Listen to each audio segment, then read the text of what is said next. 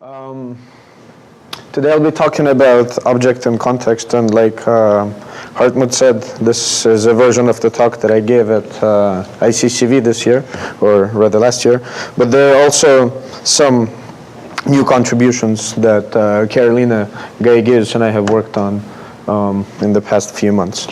So let's dive into the problem right away. And we're interested in object recognition.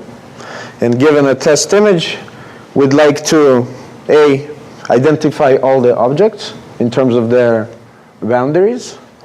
Then we would like to actually label them to do the proper object recognition. And a traditional off-the-shelf recognition engine would do something like that. So the tennis courts the green area of the image gets recognized as the tennis court.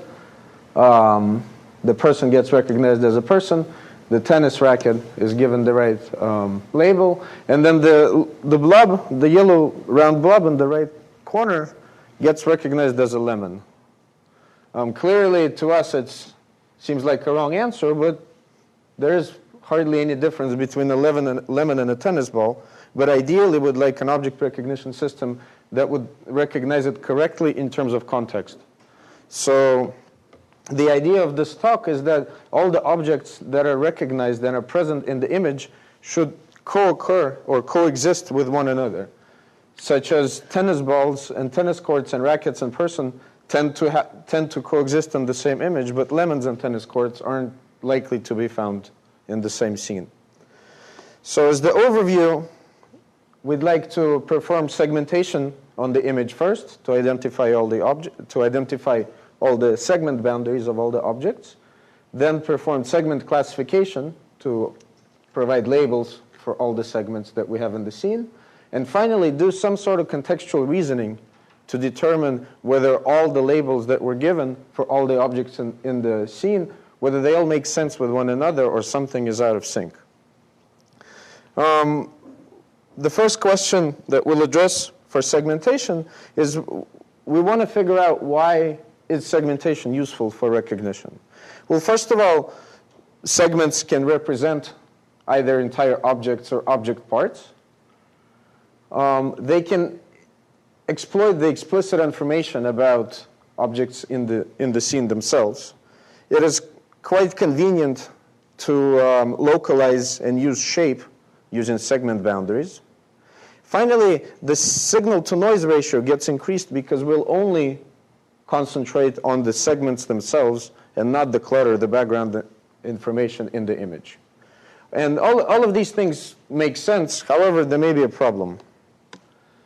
The segmentations that we get, they may be all wrong, and then we really get no benefit of doing that. So one first complicated question that we want to address is, how do we get a good segmentation? What does it mean to have a good segmentation? And the first thing we'll talk about here is the problem of Q combination. And that refers to having an image. How do you combine color and texture and brightness and contours? How much of each to consider, and which constitute good features in a particular image? And to illustrate this point further, we'll just look at point sets in 2 dimensions, but this sort of scales up to images rather simply, but it makes it more intuitive to illustrate these points. So for example, given points in 2-dimensional space, we can segment or cluster them into groups based on proximity, just based on distances between points. And this particular clustering seems like a correct one. One group is marked in red and the other is marked in green. However, if we want to consider a different Q or a different feature of the data, such as density of the points themselves, then we can come up with this particular segmentation or clustering. And as you can see, both of them seem reasonable. If we would like to combine dot density and proximity, we can get yet another segmentation or clustering of the same data, and all 3 of these are equally meaningful depending on the particular question that we'd like to answer about this data. To combine these Qs, one fairly simple approach is just to use convex combination, where the matrix CF is just a similarity measure for each of the Qs. Vector P is just a Q combination vector that tells us how much of each feature we would like to pay attention to. And big F is the total number of these Qs that we'd like to combine.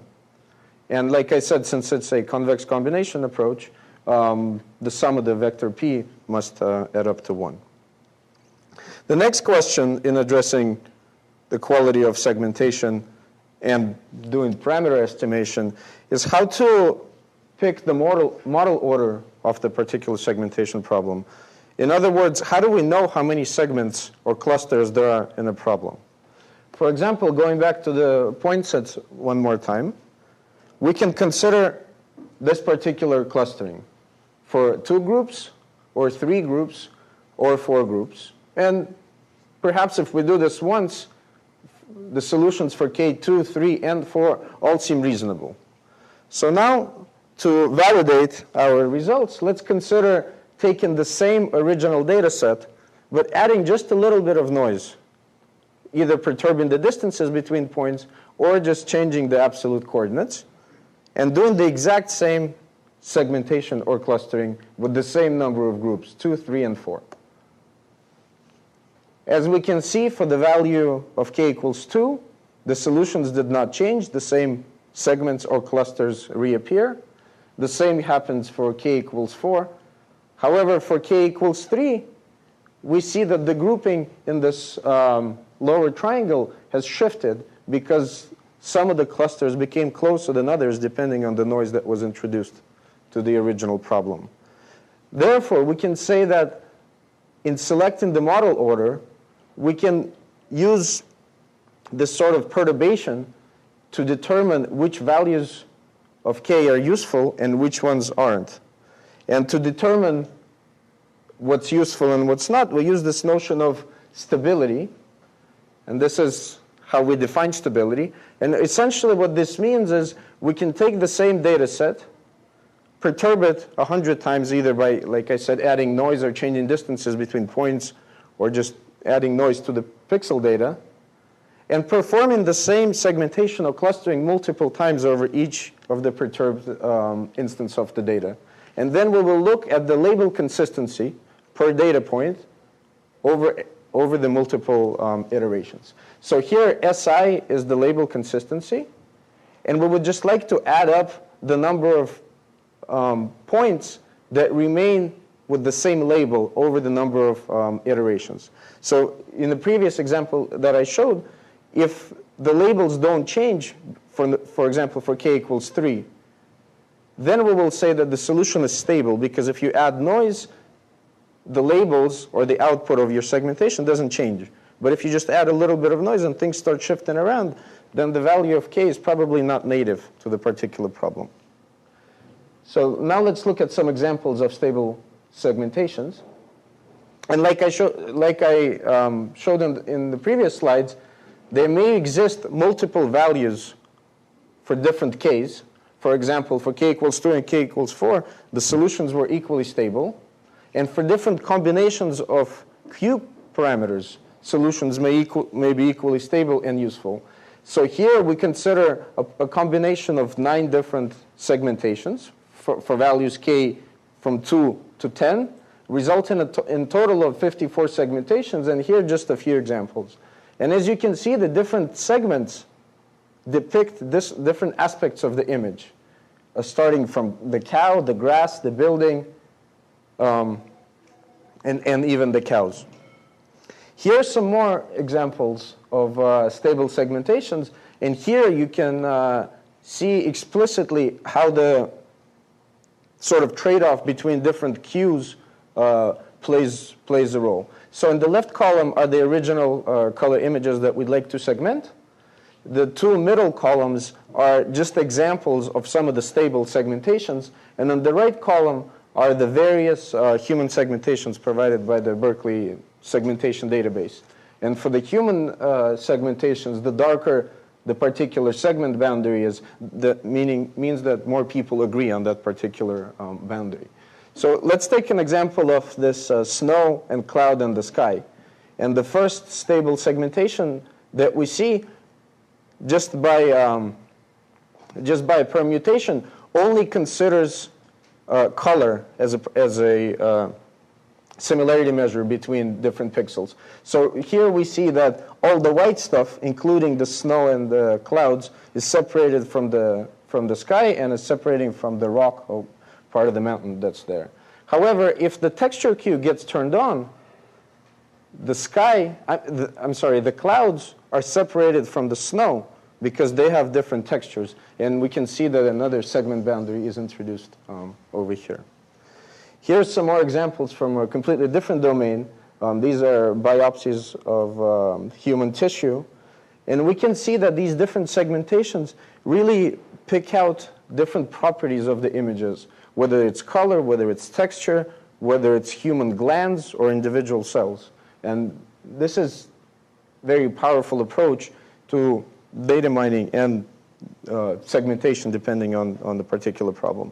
Now you may ask, these images or images of real scenes or landscapes are rather complicated, and combining all these different features and cues and the number of groups may result in a huge number of segmentations. So how would we deal with all these stable segments? And because potentially it can be a total computational and combinatorial blowout. But as it turns out, the number of stable segmentations is almost always less than 1% of all the possible segmentations. So if we consider the examples that I showed in the previous slides, if we consider all the possible parameter combinations, it can easily go into tens of thousands. But it turns out that the number of stable segments is always less than 1%. And thus the number of important and interesting segments for even complicated images is very small, and we call it a short list, and it's typically under 100 of segments.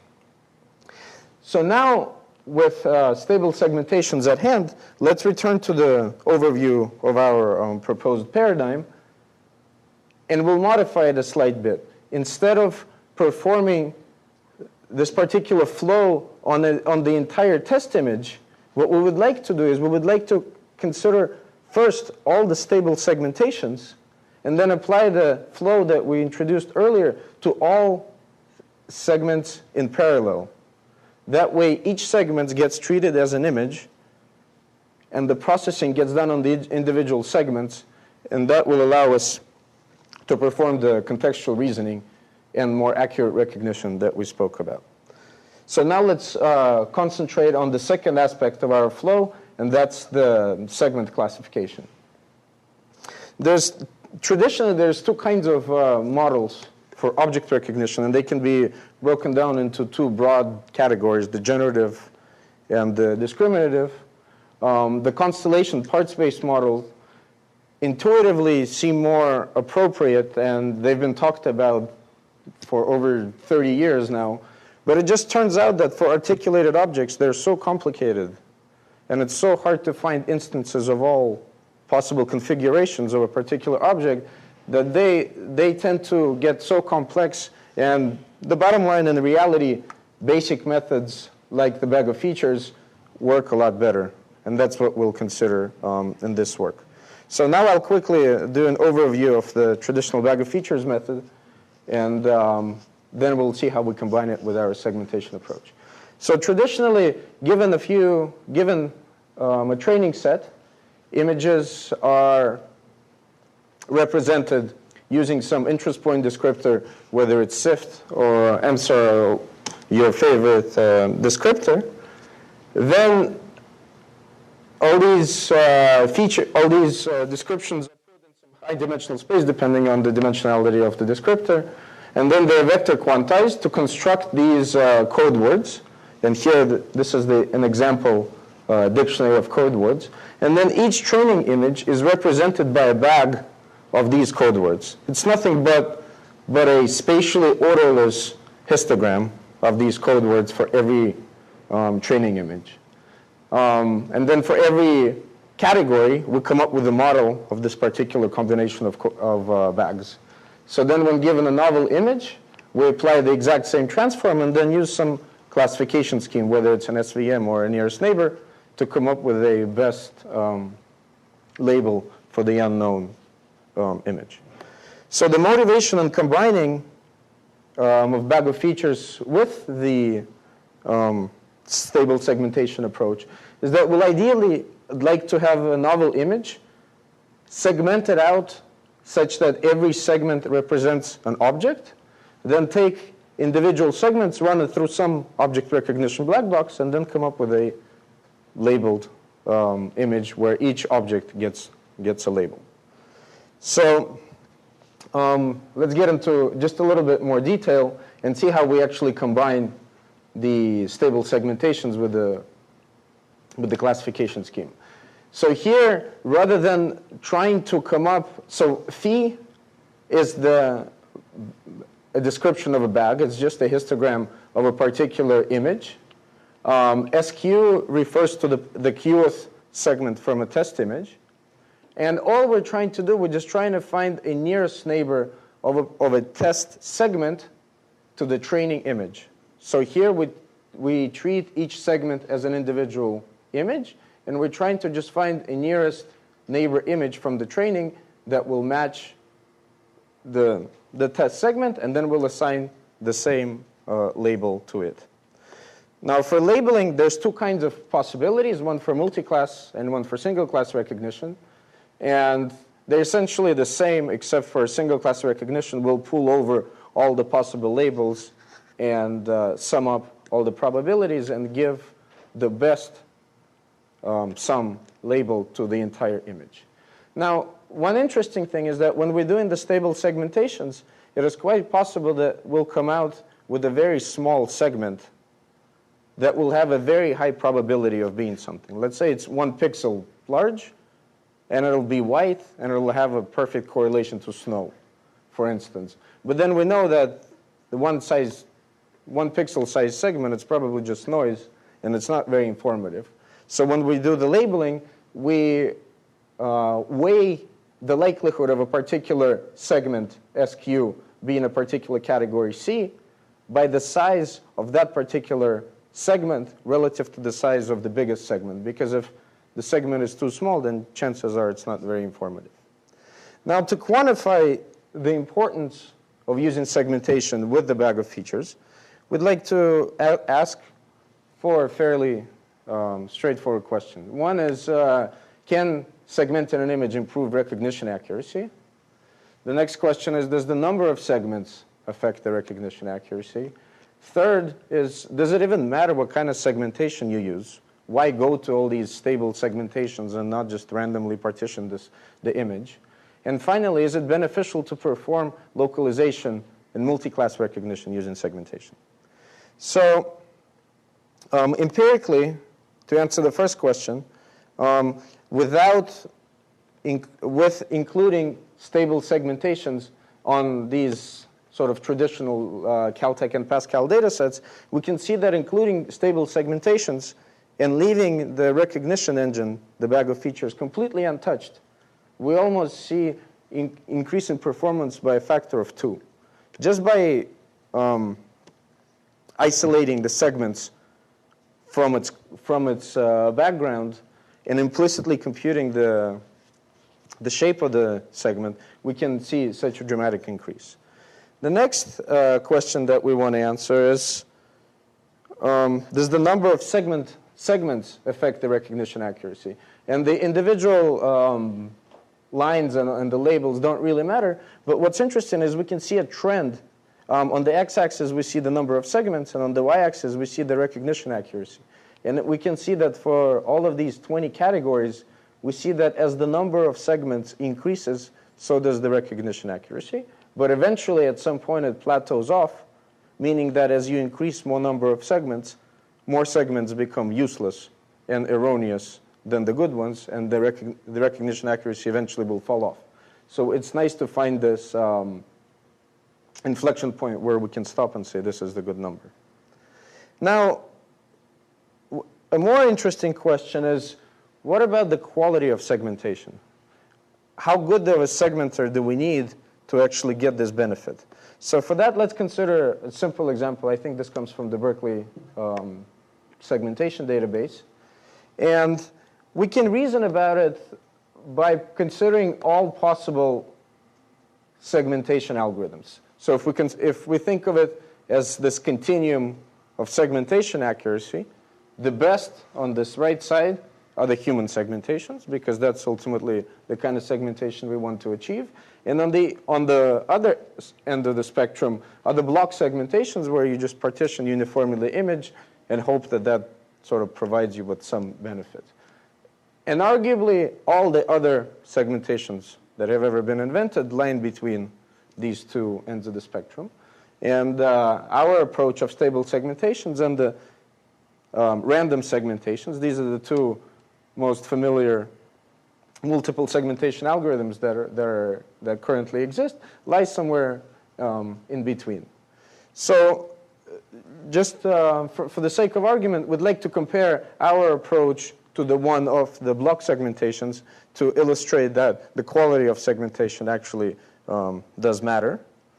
And again, empirically, we can see that with block segmentations, we don't, the BSEG, we don't achieve as good a results as we do with stable segmentation. But what is interesting is that even completely sort of brain-dead segmenter that just partitions the image uniformly outperforms the recognition engine without segmentation at all. Even the simplest grouping of interest points that are completely orderless without segmentation, even the simplest grouping does help the recognition accuracy, and we can see that in these empirical results. Here are some examples of both the stable segmentations and block segmentations on the Caltech and PASCAL datasets. So in the left column are the original images. In the second column are the segmentations provided by the stable using stable segmentation. In the third column are the block segments. And the final column are the ground truth results labeled by humans. And we can see our results with stable segmentation match the human performance quite closely. Here's some more examples. And in this particular data set, I think this is PASCAL, the ground truth is only provided by the bounding box. So the results that we get with stable segmentations are actually much more accurate than those provided by the ground truth bounding boxes. Finally, the last question is it beneficial to perform localization using stable segmentation? The answer here is also yes, because there's this convention that if you have an overlap of 50% between ground truth and the estimated bounding box, then it's successful. And here there are only two categories where the accuracy is less than 50%. So finally, let's review this part of the talk. We've shown that segmenting an image prior to recognizing its individual parts is beneficial. The number of segments doesn't improve recognition accuracy, so single segmentation approaches probably will not work nearly as well as those of multiple segmentations. Next is the quality of segmentation approach does matter, but even the most trivial segmentation of uniform partitioning improves recognition accuracy. And finally, it is beneficial to perform localization using the segment boundaries. So now let's return to our original problem, and this is what we have. By considering individual segments, whether it's the tennis racket or the person or the tennis court or the yellow blob, we get these labels for the individual objects. But we see that there's still a problem. The yellow blob, which is supposed to be a tennis ball, is still recognized as a lemon because we don't put it in context with the rest of the image. So finally, let's talk about this most novel aspect of this work is the contextual reasoning for image recognition. One may ask, what is context? And context may be, it's any data or metadata that's not directly produced by the appearance of from the image. So for instance, it can be any nearby image data, the surrounding pixels around the around the the blue box. All the stuff in red is context. It may be scene information, some sort of a Flickr tag or Google metadata. Or finally, it can be a presence and locations of other objects. The existence of other objects in the scene is a tremendously important cue and a feature for accurate object recognition. So to sort of relax for a second, let's look at a couple of examples. So I show you this image, and then I ask a question, was there a dolphin in the picture? Clearly the answer is no. However, nobody examined the image very closely, but just because we look at an image and we see a desert, we know that there are no dolphins. So that's a great example of contextual reasoning that allows you to do object recognition. Another example is, let's look at these three blobs that these arrows are pointing at and try to reason about what these things are. So in the leftmost example, perhaps it's a person trying to cross the street. In the second example, maybe it's a car parked next to a building. And in the third example, maybe it's a remote control or a wallet next to bottles on a desktop. However, it turns out that these patches are all identical pixels. And if you put them in different environments, they may represent completely different things. This is another example of contextual reasoning for object recognition. This stuff has been around for ages. Biederman has proposed these 5 sort of topics of relations between objects, such as the interpositions between objects. Does the object interrupt its background? The next is support, that things have to rest on surfaces. They can't just float in the air. Next is the probability, and that's the one which objects are likely to occur with which other objects. Fourth is the position. Where in the image can something occur? Can a car be up top in the image, or does it usually appear at the bottom of the image? And finally is the familiar size. What is the size of a particular object with respect to other objects in the image? And all of these topics, except for number 3, have been addressed in vision fairly well. But this inter-object interaction sort of has been left behind, and that's what we'd like to pick up on in this talk. There exist sort of, for these inter-object interactions, there exist 2 kinds of definitions of context. And this is very recent work, so I won't say too much except for introducing it a little bit. On the left is the scene-based context paradigm. And what this refers to is that before identifying the objects in the scene, we'd like to understand what scene the actual image belongs to. Before we try to understand whether there is a fridge or a coffee maker in the image, we want to identify the scene. Is this a beach, or is this a kitchen, or is this a football game?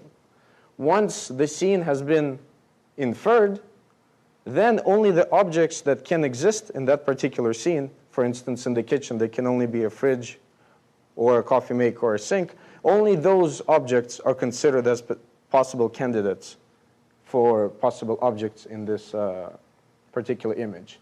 The flip side of this approach is the object-based context. Rather than trying to perform accurate inference on the scene of the particular image, we're sort of agnostic to the scene. We don't care what the scene is, because the end goal, we want to find the objects in it. So instead, we perform multiple stable segmentations. We give probabilistic labels to the individual segments. Each segment has a likelihood of being every kind of category, such that the total sum of them is 1.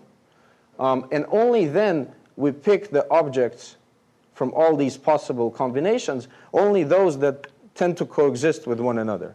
For instance, if we have found a kitchen, if we have found a sink and a fridge as a combination of all these possible object labels, then we'll say, yes, these 2 are the likely candidates because they tend to coexist. And only then we can say, once we found the sink and the fridge, then perhaps it's a kitchen scene. So here, the reasoning is sort of flipped in these 2 different approaches. And in this talk, we'll advocate for the one that's object-based. So for object-based, the other existing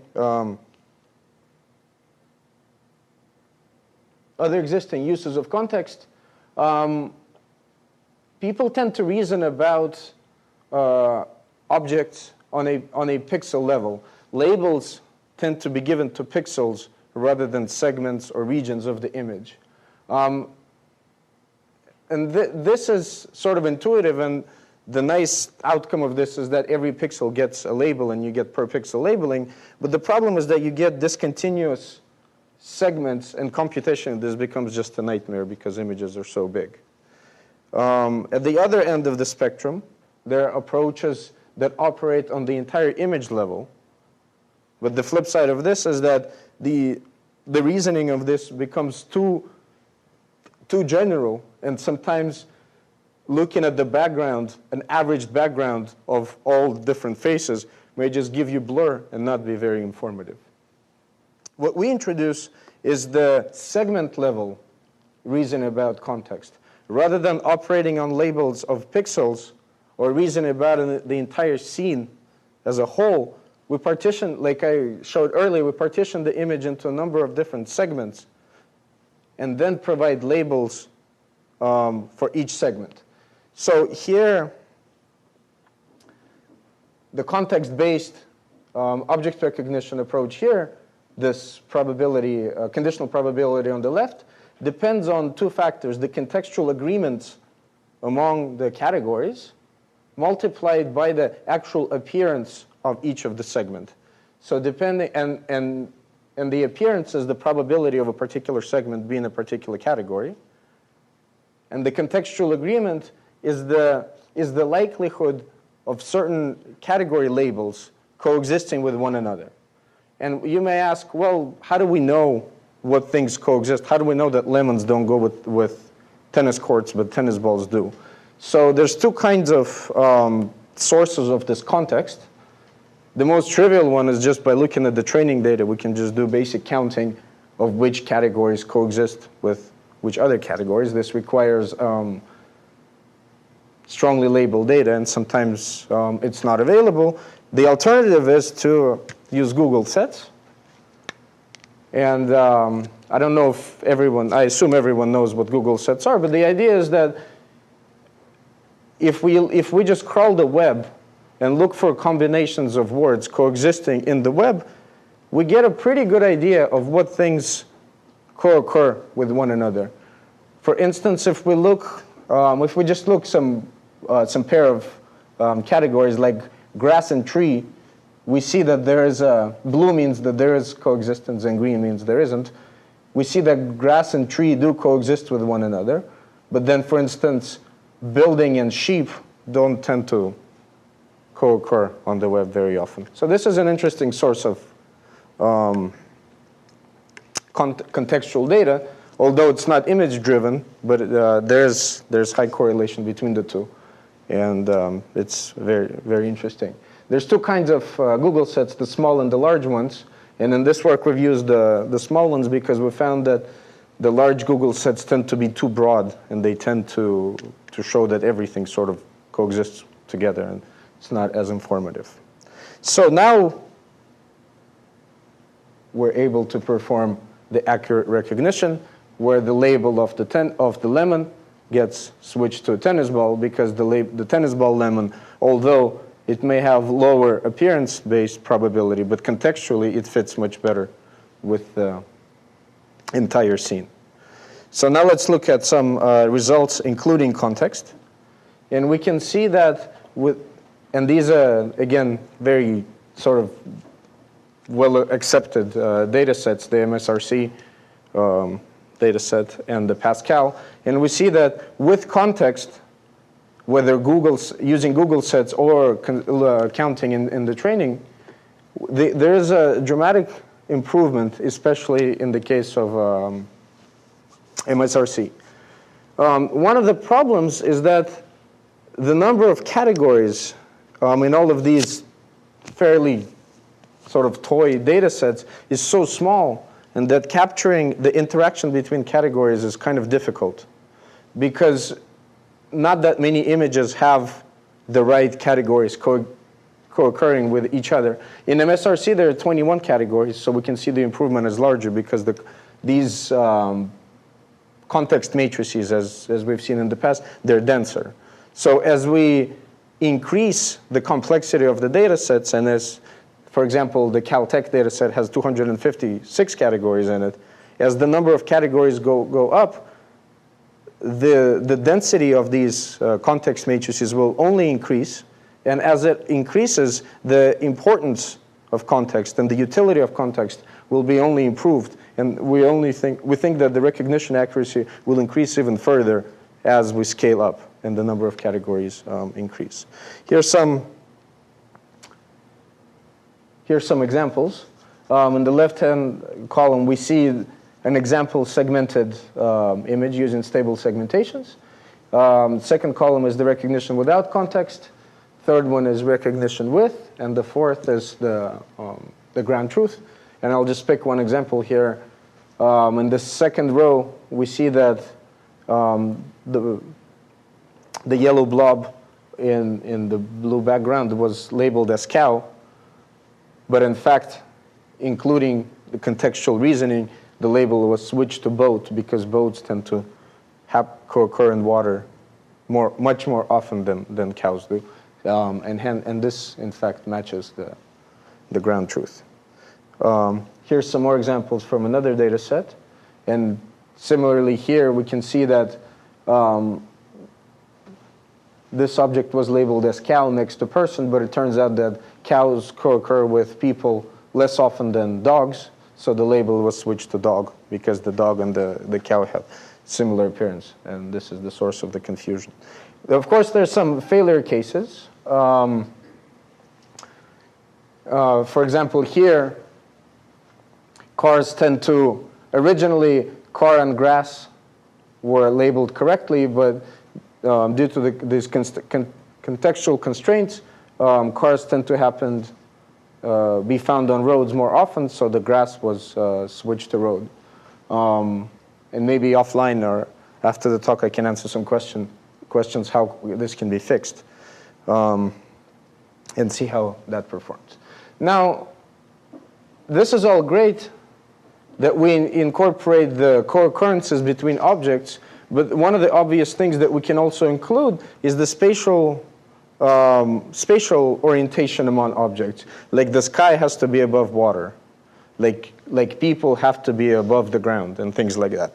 So let's also, to this source of context, let's add spatial constraints. And the four constraints that we'll add is below, above, around, and inside. So below, meaning that the grass is below the water, so the red is below the white. Above, meaning that the water is above the grass. Around, meaning that the grass is around the cow. And inside, meaning that the cow is inside the grass. And we'll learn these rules and the distributions of all these interactions from the training set. Unfortunately, we can't find a generic source of information for this like the Google set, so we only have experiments with examples from the training set. So now the model for object recognition with context is exactly the same, except that the co-occurrences between a pair of objects are not only considered, do these things exist with one another, but it's more specific as to where in particular do the things tend to happen with respect to one another, above, below, inside, or around. And here are some of the effects of incorporating this kind of spatial context. Let's also pick an example. Let's say this one. Here in the original image, appearance, just based on the appearance, this segment on the top may either look like sky or water. So apparently it looks more like water, so the recognizer labels as water. But then once it considers all the other objects in the image, it switches the label from water to sky because sky is usually above everything else.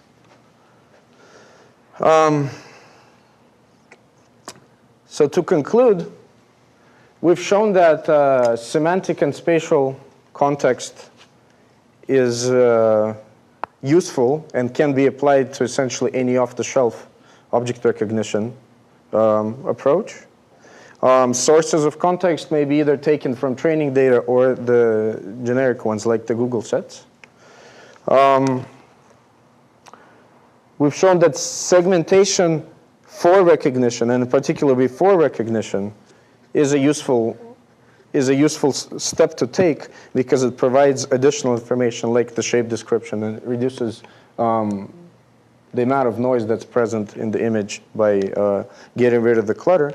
And in the future, we hope to incorporate parts-based models into our approach because sometimes the segments tend to break a particular object into two parts, like the top of the car will be one part and then the bumper will be the other. And combining the two together is an intuitive step that needs to be taken. And finally, sort of a bigger aspect that needs to be incorporated into, in my opinion, all object recognition methods is the introduction of feedback into the recognition system. Because even as humans, when we look at something briefly, we may miss some detail of the scene, but if we pay closer attention to it, we can identify things that weren't seen previously. So with that, I'll conclude and take questions. Thanks.